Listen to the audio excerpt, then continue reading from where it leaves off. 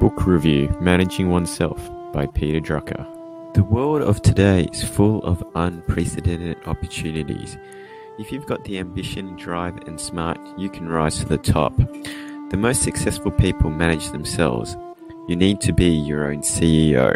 In order to manage oneself, you need to cultivate a deep understanding of yourself.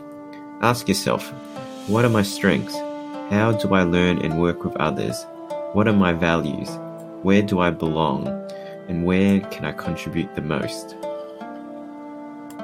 Don't focus on your weaknesses, because it will take far more energy to improve from incompetent to mediocre than to improve from first-rate performance to excellent. Instead, concentrate on finding and building your strengths. Discover your strengths through feedback analysis. Whenever you're about to make a decision or take a key action, write down what you expect will happen. In 9 or 12 months later, compare the actual results with your expectations. Learn how you best learn and how you work with others. Don't try to change yourself. You are unlikely to succeed. Ask yourself, do you prefer to read or listen? Do you prefer to work alone or with a group? Are you better at making decisions or giving advice? Do you thrive on stress, or do you prefer a predictable outcome? What are my values? Try the mirror test. Who do you want to see in the mirror in the morning? Like people, values differ between organizations. Does your company believe in internal hiring or external hiring? Does your company believe in incremental improvement or risky breakthroughs? Does your church measure its success by new members or by spiritual growth?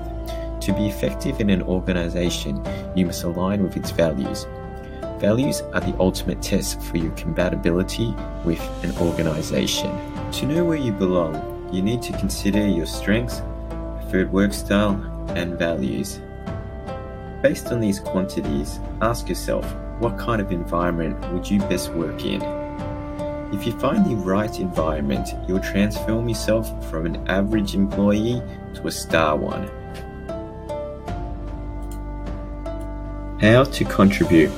Once you know your strengths, how you learn and work with others, and your values, whenever you're working with someone or within an organization, let them know, this is what I'm good at, this is how I work, and these are my values.